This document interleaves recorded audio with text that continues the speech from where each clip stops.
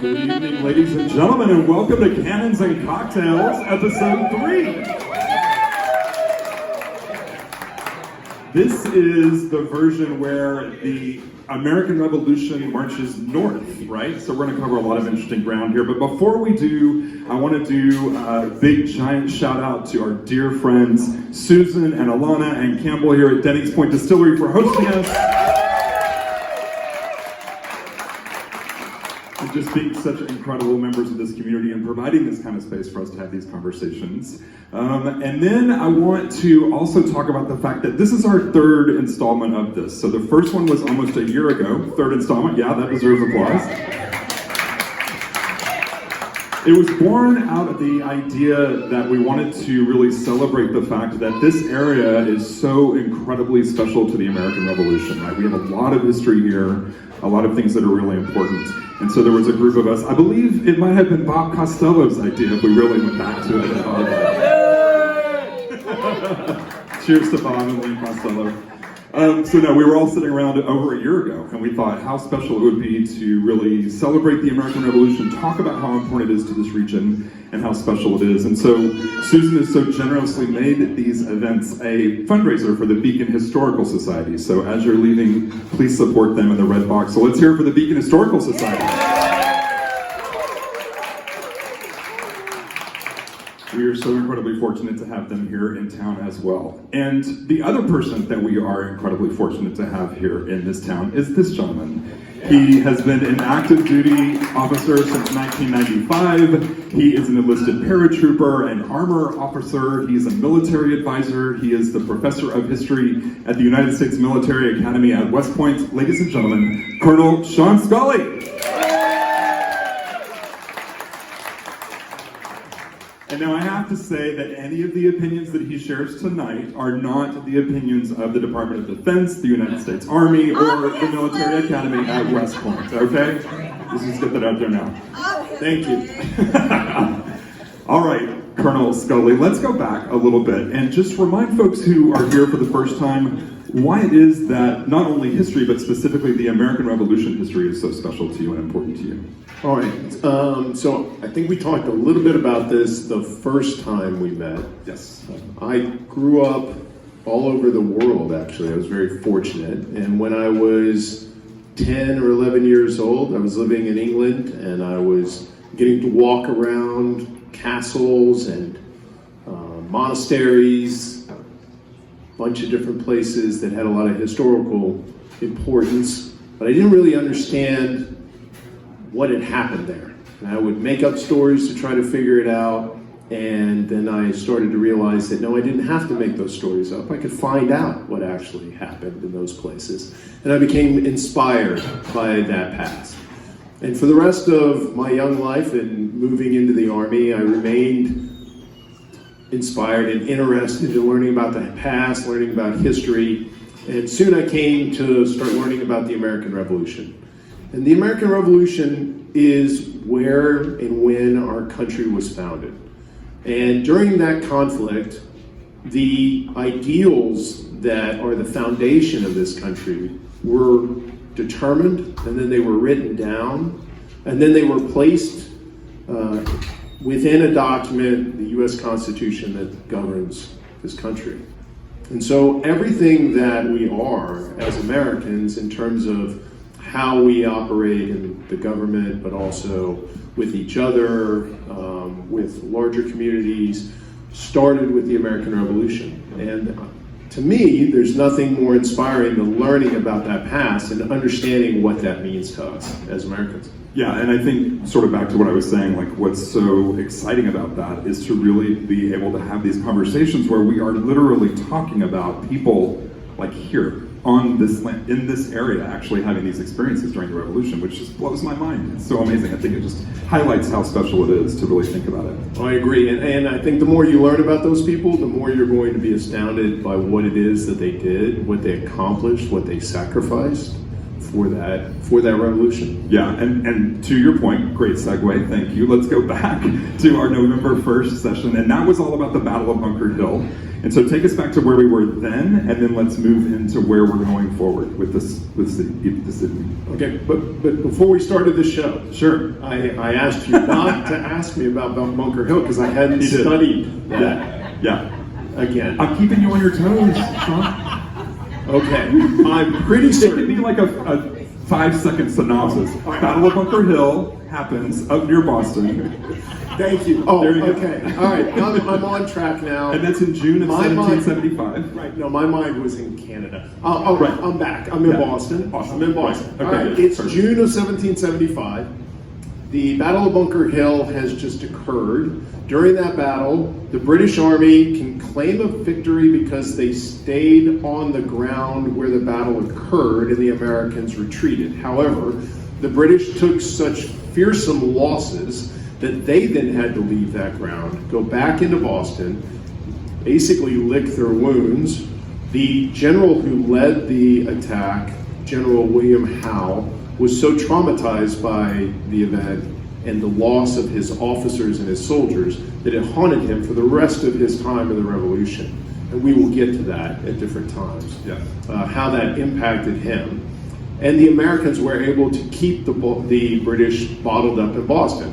And then the next month, maybe 3 weeks later, George Washington shows up on the ground at Boston as the commander of this new Continental Army, given a commission to be the commander-in-chief by the Continental Congress back in June.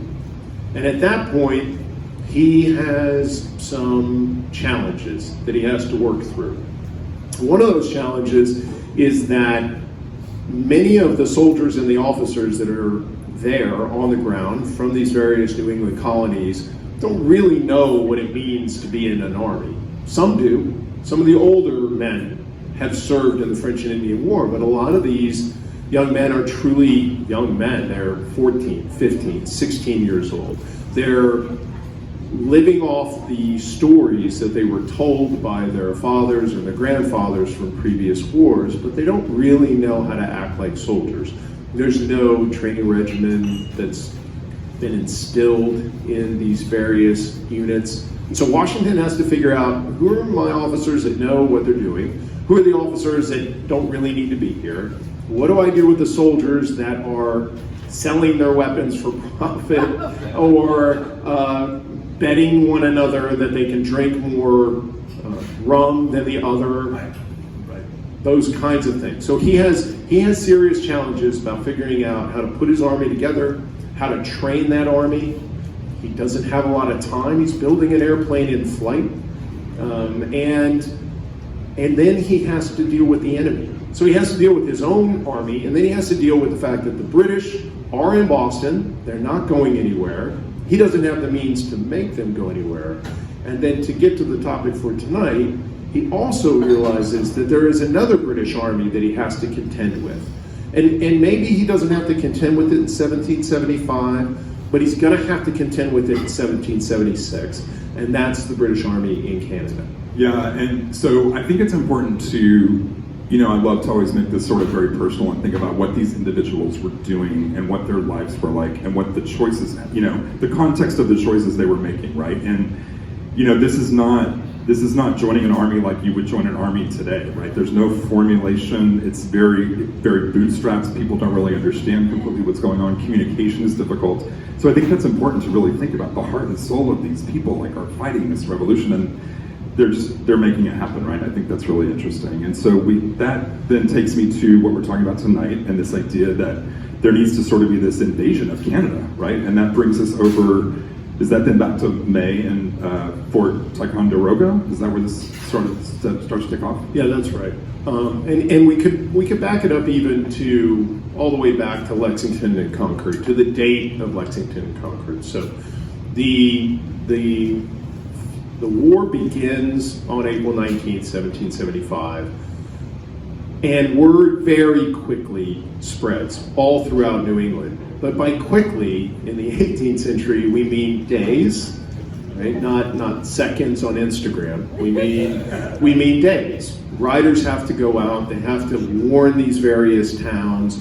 From there, other riders on rested horses will go to the next town, and so on and so forth. And for the story of Fort Ticonderoga, news reaches New Haven, Connecticut on April 21st, so 2 days. Now that's actually quite fast. And when news reaches New Haven, Connecticut, a captain of the New Haven militia, a man by the name of Benedict Arnold, decides that his company needs to go support this fight. He needs to march them to Boston. And all of the members of the company agree. All of them want to march to Boston, to Cambridge. They want to be a part of this resistance. They come from a town that has been impacted by British imperial policy. Benedict Arnold himself, who was a trader, not a traitor, a trader. Yes. Yes. Sorry about that. I realized that was a poor choice of words. Yes. So, as a trader, he's been impacted. What was he trading? He traded in all kinds of merchandise. Okay. So he would work on ships, merchant ships that would trade in the Caribbean. He was up and down the American coastline, making pretty good money. Making a good name for himself, which wasn't easy because his father had pretty much ruined the family name in their former town of Norwich, which is where Benedict Arnold was born. And so he's doing well for himself, but he wants to support this cause because he believes that these imperial policies have been ruining America and America's trade. But the city fathers of New Haven are a little more conservative than Benedict Arnold. And they don't want this company to march to Boston. And they tell him he can't go. So Arnold comes up with a plan. He takes all the men, he gathers them all together, and he marches them to the meeting place of this town meeting, which is, of course, a tavern, as it should be. And he then puts the men in front of the bar, and he walks in and says, "Give me the keys to the powder house."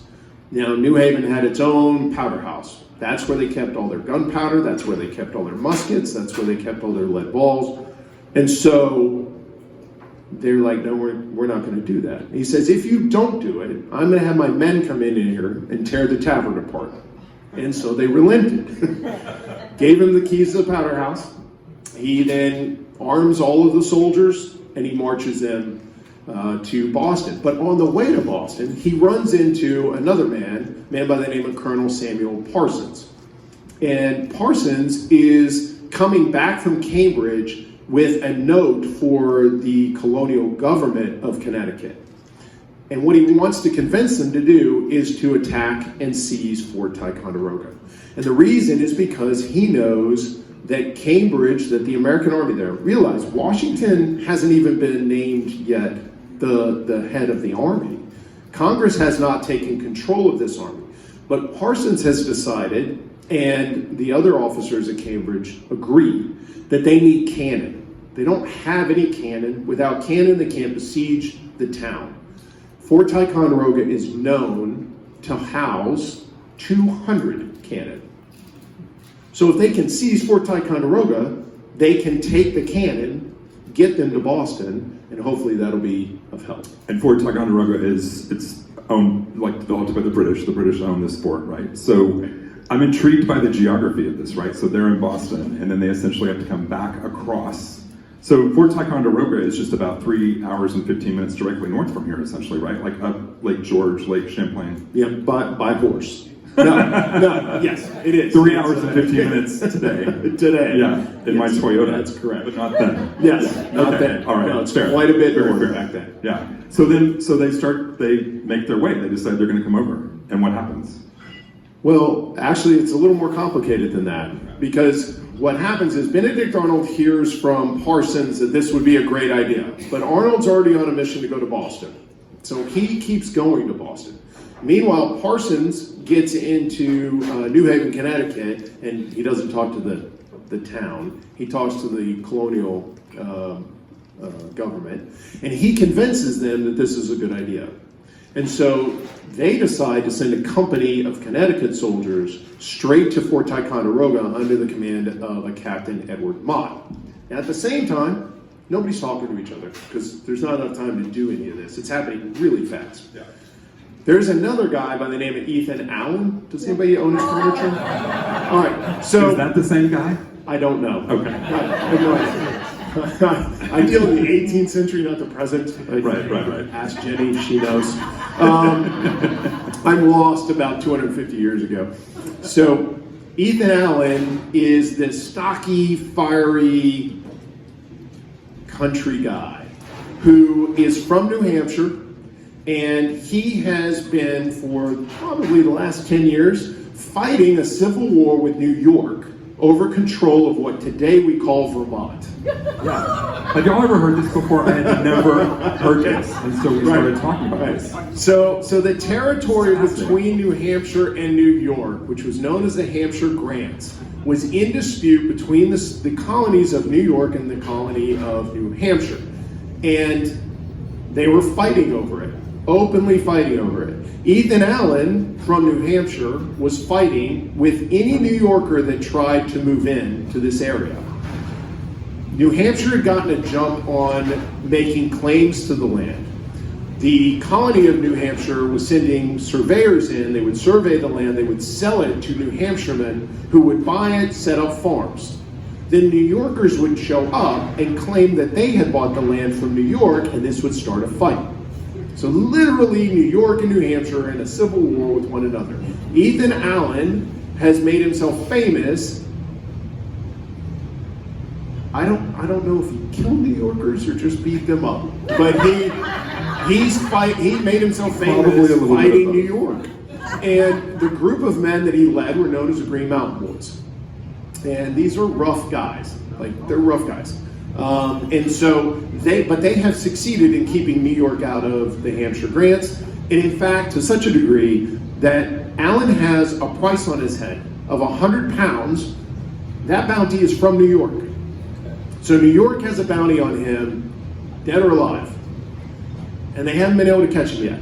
Allen somehow recognizes that when this conflict starts, he has an opportunity to do three things that he would really like to do. The first is stick a pin in the eye of New York and take Fort Ticonderoga and solidify claims in Vermont by saying everything east of Ticonderoga belongs to us, the Green Mountain Boys. The second thing he'd like to do is just kill British soldiers. So Ethan Allen he's a curmudgeon of some sort. He is an anti-authoritarian type, and he just doesn't like the establishment, and he doesn't like the British. And so if he can kill some British soldiers and he has an excuse to do so, he wouldn't mind doing that. Third, Ticonderoga may have cannons. Those are heavy, not easy to move, but it also has gunpowder, and it has rum. Yeah, it has rum. Yeah. All right? And the Green Mountain Boys are all about that. They're all about and so they are willing to follow him so they can plunder the fort. So now you have Ethan Allen coming over from Vermont. You have Edward Mott coming up from Connecticut. And then you have Benedict Arnold shows up in Cambridge, Massachusetts. And the first thing he does is he goes to the officers in charge of the army there and says, hey, I got a great idea. Why don't we go take Fort Ticonderoga? And I'm not sure if he gives Parsons credit for that idea or not. But whether he does or he doesn't, Massachusetts goes, that's a great idea. We'll give you some soldiers, and you can go ahead and go try to do that. And so now Benedict Arnold is riding as fast as he can to Bennington to try to link up with Ethan Allen, because he knows about Allen. He doesn't know about Mott. While some other men who have been commissioned to be captains in his regiment, he's promoted to colonel right away. Yeah, it took me 30 years. It took him literally a ride to Cambridge. But anyway, he's going to ride forward, and these captains are going to go enlist a regiment. So the other thing that's important to know before your next question is, Arnold doesn't have a regiment. Arnold has a piece of paper that says he's a colonel of a regiment that doesn't exist from Massachusetts. There's going to be a captain who actually has a company from Connecticut, and then there's going to be a guy with no rank, Alan, who just has a lot of ruffians. So it's going to be interesting when they meet. And this is, talk to me about timing here. Are we talking like a period of days that this is all unfolding? Or? It's days. It's days. Wow. This is late April, early May. Yeah. So we're talking probably 1775. So we're talking within a week or 2 weeks of Lexington. Those patriots are actually already starting to work towards Ticonderoga. Wow. Okay. That's mind-boggling. Okay, so I don't know if I want to ask the question, where are the New Yorkers when all this is going on? Why is everybody coming over? Where are the New Yorkers? And not for nothing, but when Ethan Allen shows up in New York, did nobody take all of a sudden the Civil War idea just goes away, the bounty is gone, like we're trying to all conquer Fort Ticonderoga, like what happens? Well, the first thing to say is that New York's not in this early part of the story. Okay. They have not begun to mobilize. That would be a longer conversation about New York politics during that period of time, which I get the last because New York politics today would be a long discussion. But to have a conversation about New York politics in 1775, That's another series. It's a whole other thing. Yeah. They are conflicted about what to do. Okay. There are those in New York City who want to stay loyal to the crown. There are those outside the city who want to resist. And in fact, New York is represented in the Continental Congress. But all of this is happening so fast that actually New York's further away from Ticonderoga than anybody else. There's not a lot of people in that northern area, except for in Albany. And even that, Albany is fairly small back there. Yeah, that makes sense. Okay, so what happens when they all get there? Do they all get there at the same exact time? Kind Do they know that they're all, like, by the time they get there, do they know that they're going to be working together, or do they all kind of show up and like, what are you doing here? They know about 5 miles outside of Ticonderoga. Okay. So Ethan Allen is hanging out in Bennington. He's gathering all of his guys together. He's getting ready for an attack. Edward Mott shows up with his company from Connecticut and says, hey, we'd like to join you. And Ethan Allen says, fine, but I'm in charge. And Edward Mott says, that's fine. I'm a captain. I don't know what you are, but you have a lot of guys, so you're in charge. And so they begin marching out of Bennington. Arnold is racing pell-mell to Bennington, but he gets there about 2 days after they've left with a piece of paper. He realizes that Allen is on his way, so he gets back on his horse the next morning, takes off to go catch up with him, where he does. He catches up with him, he meets Allen, and he tells him, I'm in charge. And Ethan Allen looks around and says, you're in charge of what? Arnold says, I have a piece of paper here from Massachusetts that says I'm in charge. And Allen says, I have hundreds of men who say I'm in charge. And Arnold doesn't have a comeback for that. So he then agrees to go with Allen as a volunteer with an understanding that when his regiment shows up, then they will have that conversation again. Yeah, okay. And so they arrive outside the fort on May 10th, and we got to flip to the British side. So at the fort, there's a British commander. His name is de Laplace, and he has 44 soldiers. That's it. Nobody else. He's in the middle of nowhere because Ticonderoga back then was in the middle of nowhere. He has been... Hey, I have friends in Ticonderoga. So they have been warned that something is happening, but they haven't been given orders to do anything other than hold the fort, and they haven't been given any reinforcements. And I believe they just kind of figured, we're out in the middle of nowhere. Who's going to come here? Yeah, I mean, was this just like a total miscalculation, misjudgment on the British's part? Like, It was. Did they not think somebody was going to... They were vulnerable in that space with all that ammo and... I don't know if... Rum. I'm not really sure that de Laplace was all that concerned. And even if he was, what could he do? He's got 44 soldiers. He's got a fort that needs to be manned by 500. unless the force coming at him is 50 people, he's not going to be able to do much. But it doesn't matter, because they show up early in the morning, Ethan Allen and Benedict Arnold and Edward Mott, and they basically just walk up to the front gate. And there's a guard there who isn't expecting to see them. And he's shocked. And then he attempts to level his musket at Ethan Allen, who punches him, and then walks right through the gate. And they get into the inside. If you've ever been to Fort Ticonderoga, it's fantastic. Please go there sometime if you've not been there before. It's an amazing place. And you walk inside through these thick walls, this portcullis, you get into the interior courtyard, and then he looks up at where the commander's Garrett, where his room is at, and he yells at him to come out. And there's various accounts. Did Ethan Allen swear or not out? And this is a big thing in the 18th century. And then eventually the captain has no choice but to surrender. 10 minutes. It took 10 minutes. The only person who bled was the poor first guy who got punched by Allen. That was it. Nobody got hurt. The soldiers got captured, and everything belonged to the Americans within 10 minutes. Okay, well, that's good news. It was good news. For us. It was good news for us. Yeah, and so then this gets back to the folks to, like, what happens then to then get us sort of moving back up to... So the first thing that happens is that Ethan Allen and Benedict Arnold begin fighting again. Okay. So they begin arguing over who gets to own the fort, and Benedict Arnold is usually a fairly rash character in most of these stories, but this time he manages to sit back and wait, because he realizes that these Green Mountain Boys are not going to stay for very long. Because it took 10 minutes for the fort to fall, and it took approximately 13 minutes for them to start getting drunk. So they start drinking the rum, and I don't think Benedict Arnold was all that concerned. He knows he's just got to wait for his soldiers to show up. When they show up, he'll have more soldiers.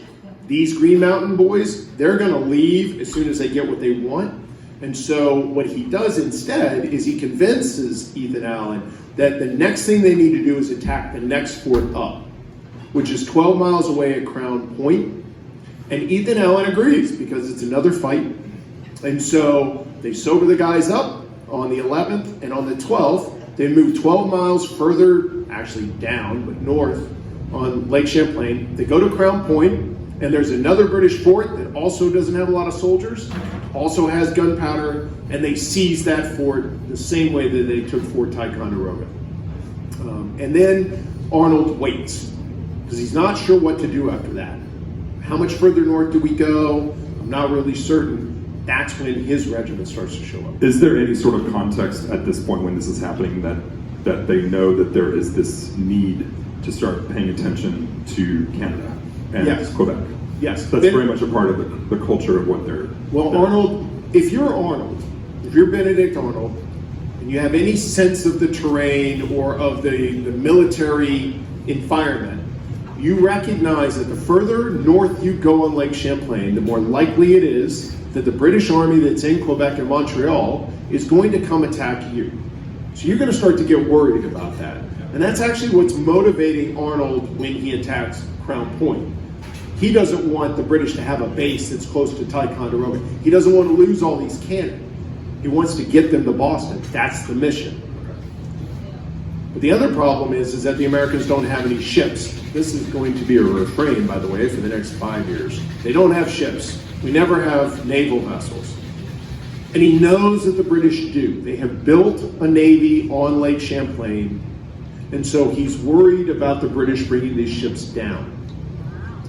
When his regiment begins to show up, the first 50 soldiers that show up with a stolen boat. So they're marching up the Hudson, and they get to a place called Skeensboro, which is Whitehall, New York today. And docked at a wharf on the southern tip of Lake Champlain is a British naval schooner. Now, a schooner has 3 masts. It'll have 6 cannon on it. It's a big boat for a lake. but there was nobody there. So these soldiers just decided they'd take it, and they did. And they brought it with them to Ticonderoga. So Benedict Arnold greets the first 50 soldiers of his regiment, and they give him this gift. And he's like, okay, I got one of them. Where's the other one? Because he knew there were two. And the other one was located up in St. John's. And so from Ticonderoga, when he gets all of his soldiers, he then moves north, and he goes to St. John's, which has a fort, but he doesn't do it to attack the fort. He does it to steal the other boat, which he does. He manages to take out all of the Navy personnel that are around. He distracts the garrison that's there. It's not that big. And he just takes it and sails it back down. So the first American Navy is comprised of 2 schooners on Lake Champlain, stolen by Benedict Arnold. There you go. That's a good story. There's a Broadway musical there for sure.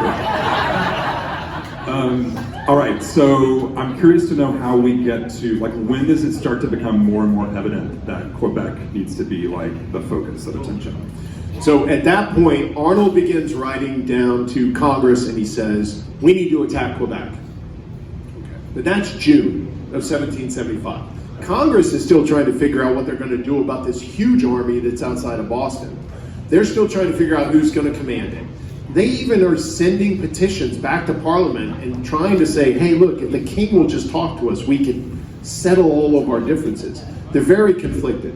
So in June and July, they're not sure what they're going to do. But Washington is certain that he needs to take care of this problem in Canada. And he's really worried that the British are going to have time to bring a bunch of soldiers over from London, put them in Quebec and Montreal, and now he's going to have to deal with 2 armies, 2 sizable armies. He wants to attack Canada before they have the chance to do that. The mouth of the St. Lawrence is going to freeze over come November. There's no way the British are going to be able to get to it by 1775. So the clock's ticking for Washington. So he also tells Congress that we need to attack. And by the way, this is when New York comes in. So when Fort Ticonderoga is taken and word gets back, New York's like, uh-oh, we missed the boat on this one. We probably should have reacted faster. We would like to be at Fort Ticonderoga. And so on May 25th, they begin raising forces to march into Canada. At the same time, Arnold is relieved of command of Fort Ticonderoga, and he is told by Massachusetts to come back to Cambridge, where he's got to give accounts for how he spent his money and all that kind of stuff, and then he'll get given a new assignment. And sadly, his first wife had just passed away, Peggy. And so when, he also has children, and they're in New Haven. So he comes back down to New Haven to settle that, make sure his children are being taken care of, bury his wife, and then he moves to Cambridge. At Cambridge, Washington wants to talk to him because he knows more about Canada than Washington ever will. Washington will never set foot in Canada. I don't think in his entire life Washington ever set foot in Canada, now that I think about it. So he doesn't really know anything about the terrain. He doesn't know anything about the soldier dispositions. Benedict Arnold has seen Fort St. John. He knows what the British are doing up there. And he wants to talk to Benedict Arnold. So he calls Benedict Arnold in and he says, tell me everything you know. And Arnold impresses him. Now, if you think about it, if you're Washington, you don't really know much about this guy, but he's done some crazy things, right? Like, he just rode by himself to go attack Fort Ticonderoga.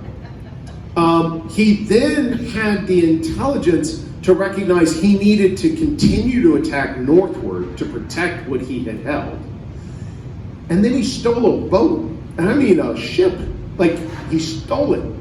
So this guy he's brave, he's smart, and Washington's like, I think I can work with this guy. Meanwhile, Richard Montgomery and Philip Schuyler, who I haven't mentioned yet, have been told by the Continental Congress that they are going to invade Canada from Albany. Now, Philip Schuyler is he's a New Yorker, been a New Yorker his whole life. He is also very wealthy, has 20,000 acres of land between Albany and Detroit. He is well known in upstate New York. He commands a lot of respect, and he's a really good administrator.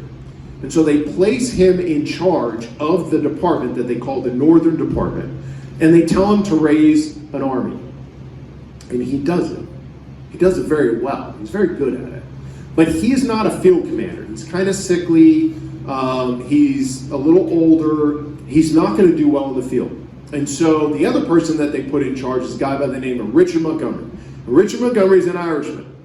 So he's from the British Army. He had left the British Army in 1772. He's a fighter. He's a veteran. He knows how to fight the British, and he doesn't like them because he's Irish. So he volunteers to serve in this invasion. And that's going to be the field commander. Philip Schuyler's going to give all the stuff, make sure everything keeps flowing. And Richard Montgomery is going to lead the soldiers into, well, first up Lake Champlain. Sorry.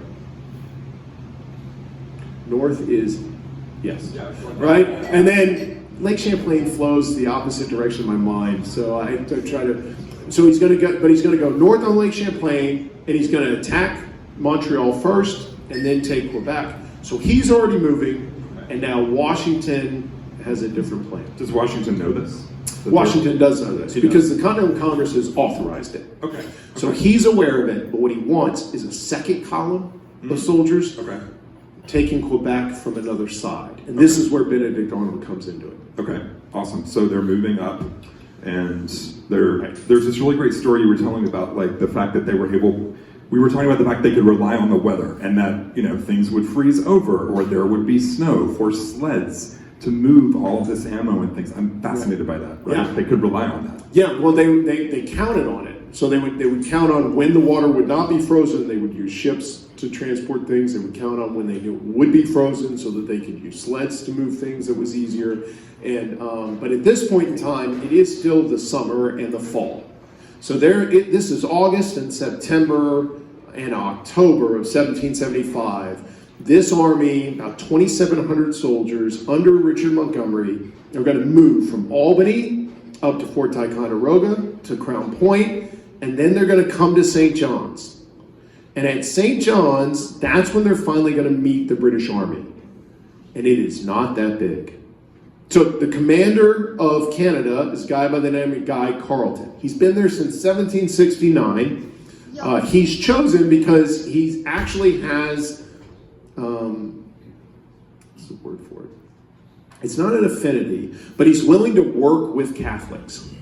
Which in the 18th century, this is a thing for British officers.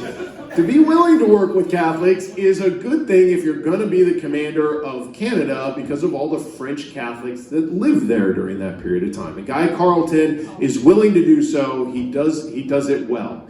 But he's been there for a while, and the British Army, to save money, has reduced the number of soldiers that he actually has. So after the schooner is stolen from him at St. John's, he moves 3/4 of his army to St. John's to defend the entrance from the Sorrel River, or Richelieu River today, into the St. Lawrence. He's going to guard that entrance. That's only 800 soldiers. 3/4 of the British Army in Canada is 800. Now, as I tell my cadets all the time, I'm a historian, not a mathematician. But I believe that means he only has about 1,200 total. Okay, I needed to check. I needed to check. So 800 soldiers at St. John's. Montgomery's force of New Yorkers and Connecticut soldiers and Massachusetts soldiers, they show up 2,700 strong. And prior to getting there, they actually attacked another British fort called Fort Chamblay that had 6 tons of gunpowder. They took the gunpowder, and then for 53 days, they shelled Fort St. John. 53 days. Wow. And they reduced it to rubble before the British commander was willing to surrender. So that's going on, and now we're getting into November. Yeah. Right? And then Montgomery, a few days after that, marches to Montreal. It's wide open. There's nobody left. Guy Carleton has left Montreal with what soldiers he has left to Quebec because it's more defensible. The merchants of Montreal attempt to bar the gates. And Montgomery walks up to the gates and says, "Open the gates or I'll burn the town and your families will have to spend a Canadian winter without homes." And the merchants opened the gates and Montgomery marched right in. So the Americans now hold Montreal. Okay, great. And this is November. This is November 13th. With the intention to continue to keep moving forward. That's right, because you don't own Canada if you don't own Quebec. Okay, great. So they're moving up, and what happens when do they get to Quebec? So Montgomery's going to sit in Montreal first and gather more of his soldiers.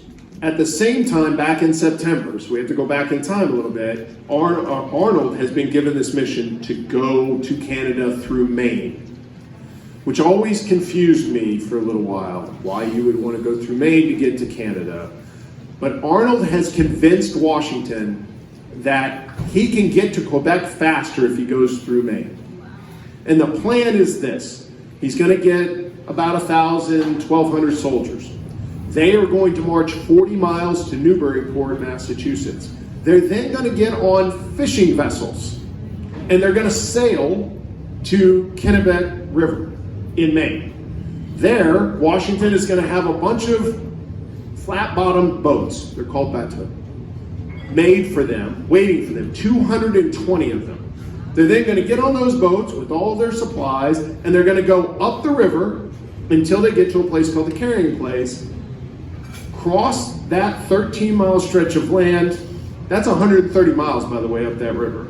Cross 13 miles over to the next river called the Dead River, and then they're going to sail down that river until they get to the St. Lawrence. This is how it's going to work. And it kind of works like that, only Benedict Arnold didn't get the distances right.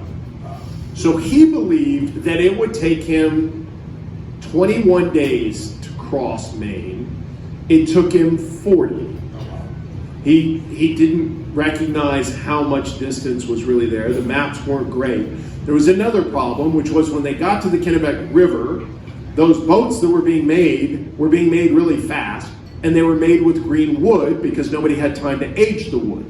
So now the boats aren't sealed. Because they're not sealed, they leak, and they're heavy because the wood's still wet. So all of the food that's in the barrels, that's in the boats, are getting soaked, and that's spoiling all the food. As they move up the river, there are 4 falls that they have to carry all this stuff up to keep going, and the boats are super heavy. By the time they make it to the Carrying Place, men are starting to get sick because of the spoiled food, and we're now into October. They get onto the Dead River. 2 days later, a huge storm comes in, like massive. It's October 21st, so big that the Dead River rose 9 feet.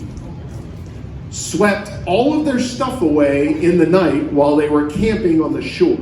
All their muskets, all their food, everything. And then 2 days later, it snowed. 6 inches.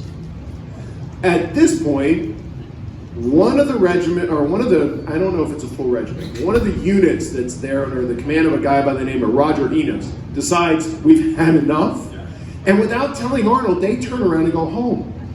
And they took all the reserve food with them. So now Arnold is in desperate straits. Men are starving, men are deserting. So he rushes forward ahead of everybody, and literally he gets onto the St. Lawrence, into the valley, and he finds a settlement of French farmers, convinces them that he will pay them if they will take a herd of cattle and drive it up the Dead River to where his soldiers are so he can save them. And they do. Actually save 600 men by doing that. And then they eventually recuperate. They make it to Quebec, outside of Quebec on the 19th of November. 19th of November, okay. And then where everybody else is coming up? So now Richard Montgomery hears that Arnold is there. Okay. So he begins to march out of Montreal, and they link up. He marches out on the 2nd of December. They link up around the 6th or 7th of December. Okay, and what are the British doing at this point in Quebec? Are they do they know? Are they aware? Are they fortifying? What are they doing? Anybody here ever seen the Search for the Holy Grail, Monty Python? Okay. In my head, I don't know where this is going to fit in. I'm sorry, but in my head, the British soldiers are like the French soldiers from that, like taunting the Americans from the high walls of Quebec. They are busy fortifying the town. They're doing everything they can to get ready for a siege. Oh, absolutely. In fact, Benedict Arnold and Richard Montgomery want them to know. What they really would like is not to assault a walled city. Yeah. That's hard, and they don't have enough cannon for it. What they'd like to do is they would like to goad Carleton to bring his army outside the city so they can have a stand-up fight on the Plains of Abraham. But Guy Carleton's not going to do that. And the reason he's not going to do that is because he was with the British commander Wolfe, who took Quebec back in 1760. And Wolfe took the city by goading the French commander to do that very thing. So there's no way Carleton's coming out of the city. Okay, so they're there, they're all sort of formalized, and there's going to be a moment where they're going to attack Quebec, right? Essentially, when does that happen? What Okay, that? so they dither for a while. They wait. They try to figure out, should they do it, should they not do it. Winter's coming. They're in a bad situation at this point, the Americans are. There's a thought that maybe they could just starve the British out, but that's not going to work. So they decide that they're going to assault the city using two separate columns. One column is going to come around the north wall. The other column is going to come around the south wall. On the east side of the city, where the front gate is, there's an area known as the lower city that has been built up outside the walls. They're going to use that as cover to attack the front gate. And on the 31st of December, well, actually it's the night of the 30th, the morning of the 31st, a blizzard sets in. And they decide to use the blizzard as cover. And you can imagine, these guys are not wearing Patagonia, right? They are very cold. They are undernourished. Smallpox has begun to set in. So soldiers are starting to die from smallpox. We can talk about that later if we have time. And they need to move. So they're going to use the blizzard as cover. So they first start shelling the city from the west side, and we talked about this today. Potentially, Montgomery's thought was that he would draw the British soldiers over to the west side of the city because they don't have enough soldiers to man the entire wall, right? They've got to figure out where the attack is coming. And then they use the cover of the blizzard, and they start. Benedict Arnold and Daniel Morgan are leading the assault on the north side. Richard Montgomery is leading the assault on the south. When Arnold turns the corner and begins to head towards the lower city, into the lower city, he's walking in a medieval town where there are buildings right on his left and this tall wall on his right, and the British soldiers know he's coming. So they're sitting up on the wall and firing down on the Americans as they run for 600 yards towards a barricade. They can't fire up. There's no stopping. They have to run. They reach that first barricade, and Benedict Arnold is in the front. He's leading the charge. He gets shot in the leg. He falls. Some soldiers drag him back. Daniel Morgan takes charge. He scales the first barricade. Soldiers follow him. They take down a company of British soldiers. They take some prisoner. They kill more. They throw them into a storeroom or something that's off to the side. They lock them up, and they keep going. There's a second barricade before that front gate. Daniel Morgan at this point will not be stopped. As he gets to that second barricade, he starts to climb it as other men are using axes to try to tear it down, and he is shot in the cheek. It knocks him backwards. Everybody thinks he's dead. He gets up, and he does it again. Gets over the second barricade. His soldiers follow him over the second barricade. He shoots, by all accounts, 2 people point blank in the face with pistols. And then he stops outside the front gate. And the reason that he does so is because his job is to do what he's done and now link up with Richard Montgomery, who's coming around the south wall. What he doesn't know is that Montgomery's never going to show up. So Montgomery is leading New York soldiers. He's leading about 300 of the 800 soldiers that are still fit for combat. He comes around the south side, he gets into the lower city, and there's nobody there. There's nobody. He's not being fired upon. There's nobody. There's no barricades. He gets suspicious.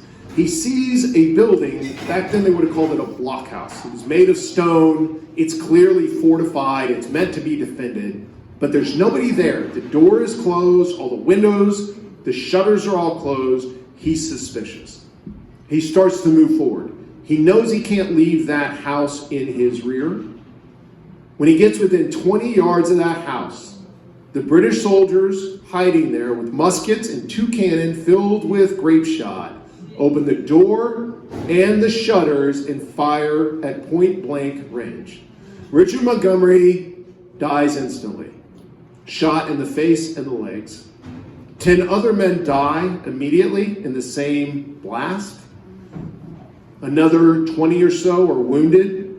And it repulses the entire American attack on the south side. So Montgomery's not coming. Repulses and they start to retreat? They retreat. They cannot stand. There's no way that they feel that they can attack that stronghold, and they are not going to be able to get past it. Yeah. And so Daniel Morgan's on his own. And when he realizes he's on his own, he does something that I love him for, but I don't think it was the smartest thing to do. He decides, I'm going anyways. So he has the gate. He's going to storm the gate. The gate is open. But because he waited, British soldiers inside the gate have now created a new barricade. And so he storms into the gate.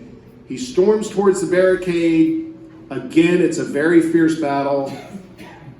But in the end, they manage to subdue it. They don't kill him, but they manage to subdue Daniel Morgan, and they manage to capture the Americans that go into the gate, and the rest of the Americans retreat.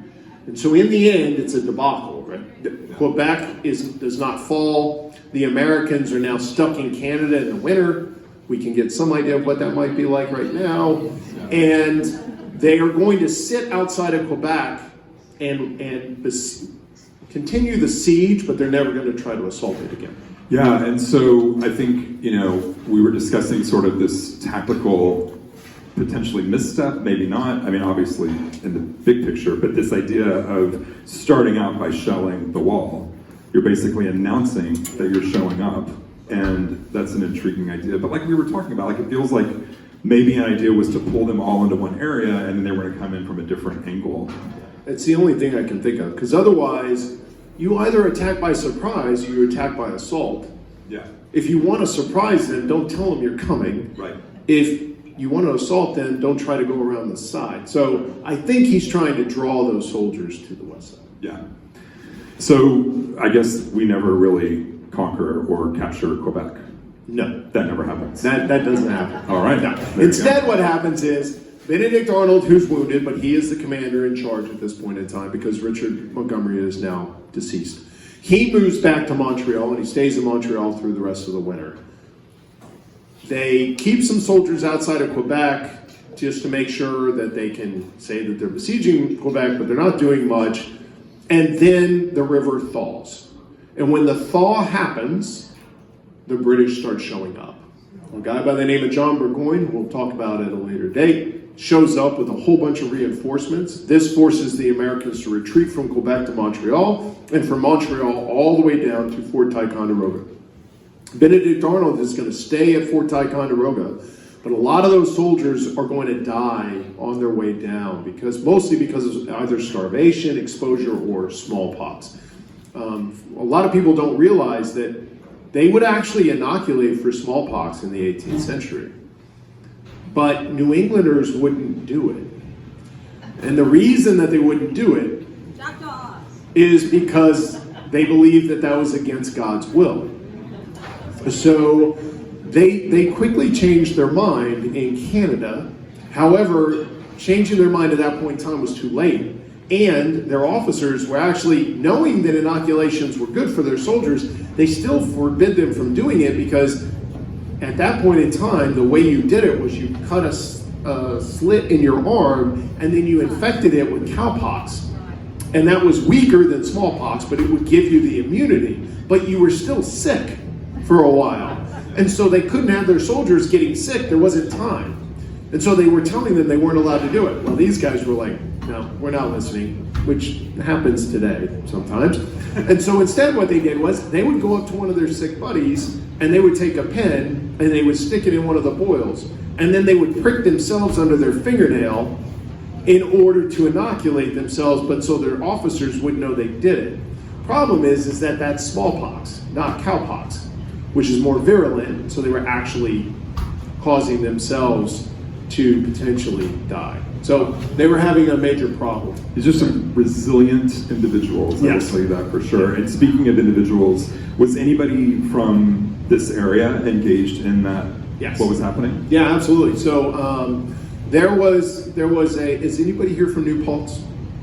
Okay. All right, excellent. So this is great. You're going to like this. So there was a guy. Now I'm about to talk about two men who basically have the same name, but I'm going to pronounce them differently, and you'll see why in a minute. Because you're fancy like that. That's because I'm fancy like that. So there was a young man by the name of Louis Du Bois. Louis Du Bois is from Poughkeepsie. He's a carpenter from Poughkeepsie, and he had volunteered to join the 3rd New York Regiment to invade Canada. And in fact, he was made the company commander of the 4th Company. So he raised his entire company from Dutchess County. So all of the soldiers in his company that went to Canada, who then fought at St. John's, who then took Montreal, they then fought at Quebec. They all came from here, from this area, under the command of this carpenter from Poughkeepsie. Now, Louis's great-grandfather was Louis Dubois. Now, Louis Dubois is French, was French, right? He was a Huguenot from France. He left France when he was being persecuted for being a Protestant in 1650. He comes to New Netherlands in 1660, and he then becomes one of the founders of New Paltz. He purchases 40,000 acres from the Esopus Indians, and then he establishes the town of New Paltz. So Louis was Louis' great-grandson. So there's a connection there. Wow. And Louis was from this area, from Poughkeepsie. Poughkeepsie, yeah. Wow. Yeah, his mom was born in Poughkeepsie. He was born in Fishkill, and I'm trying to remember where his dad was from. I can't remember where his dad was from. Yeah. I think Kingston. But. And so I have to believe that if he's sort of engaging this group of people and forming this army, that there's a lot of other folks that are engaged from Dutchess County. Well, his company would have been about 100 strong. Wow. So there would have been 100 men, young men particularly, from Dutchess County in his company that went up to fight. But that's not the only company out of Dutchess County.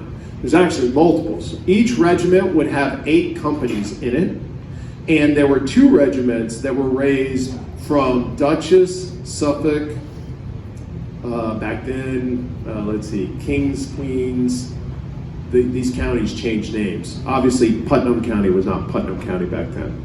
Right. Let's see, Westchester, all in throughout this area, all in those 2 regiments, 3rd and 4th. Wow. All right. So I think we'll sort of, if anybody has any questions, we'll take a couple of questions. I think this is a good place to sort of put the marker at this moment. But before we take questions, I'm curious to know, as far as Quebec is concerned, maybe the shelling of the town was the worst idea, but what do you think is probably one of the biggest miscalculations? Attacking in winter in Canada. That's a terrible idea. They were using it strategically. What's that? They were using it strategically. They thought the blizzard was going to get them covered. Okay, but they shouldn't have done it. So, I mean, in my opinion, they lost the window when they started the assaults in September. Okay. And in fact, when we have a chance, if any of you would like to continue listening to this and coming, I hope you do, when we get to 1777, we're going to see the British make a similar mistake further south at Saratoga. You don't want to attack that far north in the 18th century in the winter. It's a bad idea. Interesting. Okay, and of all the people that you've named in this episode, who do you think is the most sort of like underrepresented or potentially has a lot more of an impact than they really get credit for? Does that exist? Is everybody fairly represented in there? Well, I mean, I think at this point, the way I would come at that question is probably just to say that there are some people that are showing up in this story that are going to have major impacts throughout the revolution.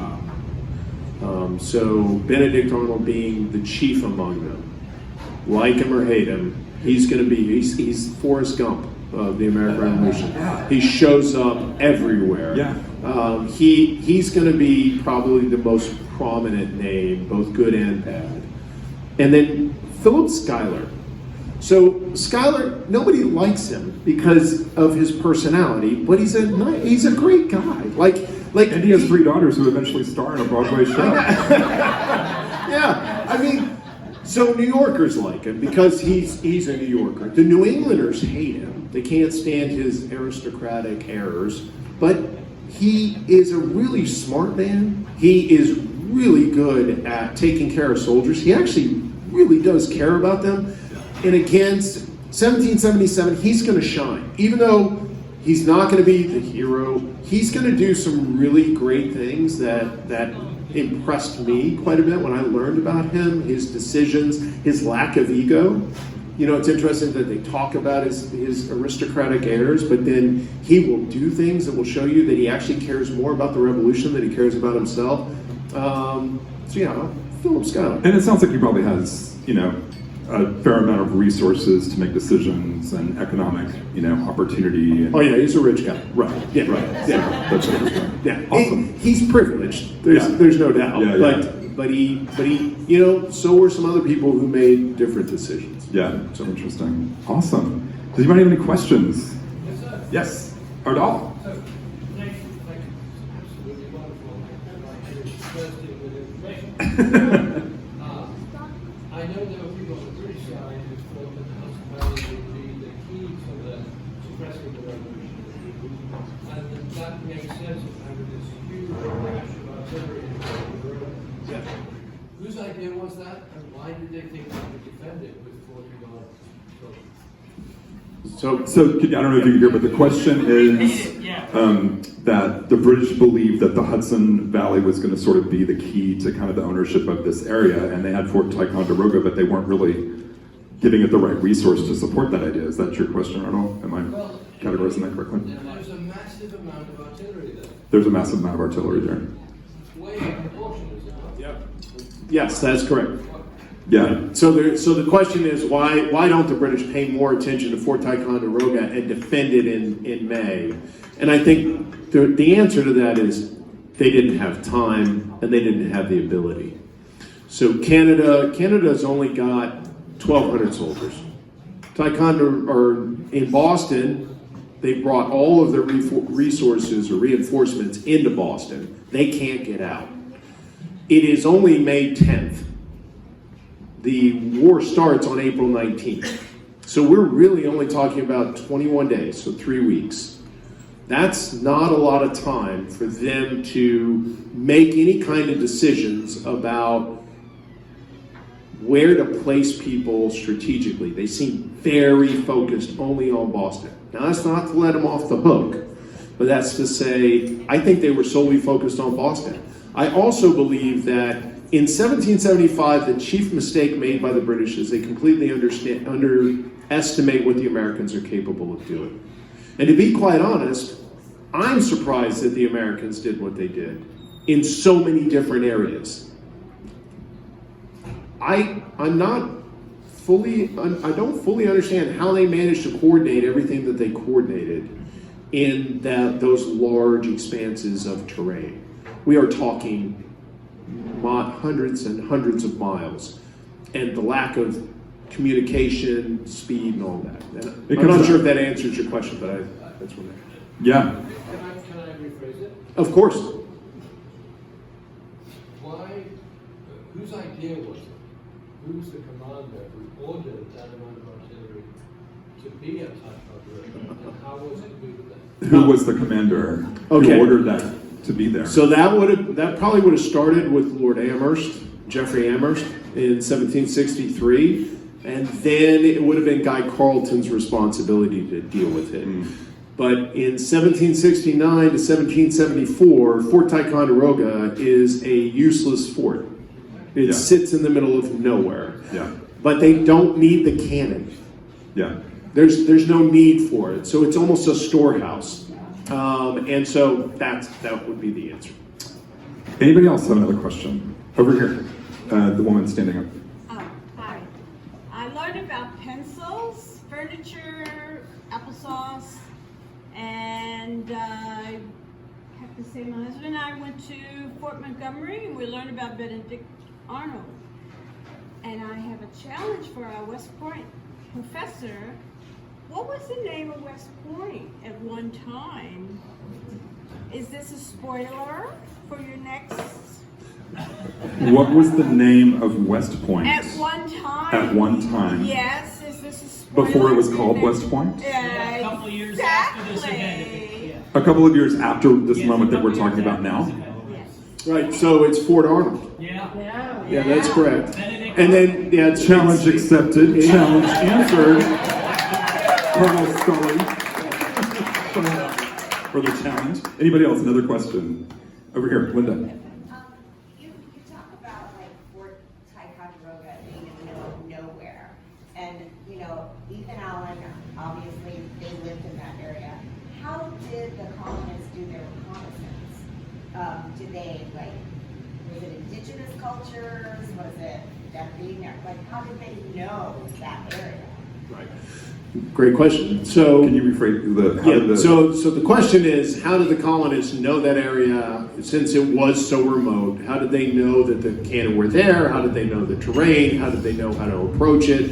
And the answer is the French and Indian War. So Fort Ticonderoga was originally Fort Carillon. It was built by the British by the French in 1757, and it becomes a central part of the French and Indian War. It's not captured until 1759, and in fact, there's a huge battle there in 1758 where the British are defeated by Montcalm. And so there are enough people who have fought in that war or who were around during that period of time, and there were plenty of cartographers there, engineers, artillerymen who had been trained to draw maps for different reasons, that they had plenty of knowledge of those things. And in terms of doing reconnaissance, actually, for the British and then for the Americans, there were a lot of veterans who had served in what were known as ranger companies. And those ranger companies were trained in fighting with on snowshoes. They would actually skate up frozen lakes in the winter, and they were trained in what was called bushfighting back then. And so they were the ones conducting the reconnaissance. I think it's such a perfect example of context is everything, right? Like having that context of understanding that gave them that ability to really move into that next place. So we're going to leave it there. I want to say that we're having a lot of fun with these conversations, and as we're inching closer to July 4th, which is the actual midpoint anniversary moment of the American Revolution, it's a really important time, and the reason that we do this is to really have a lot of reverence towards what was happening during that time period, because no matter where you were, these were some incredibly resilient people and some folks who were really, really fighting for some of the luxuries that we enjoy today, and I think that that's really important to note. And I also want to just highlight the fact that it is because of you, Sean, that we can all be inspired by this. I mean, you certainly have you light all of us up when we talk about it, and I'm so appreciative of that during this time period, and thank you so much. I have so much gratitude.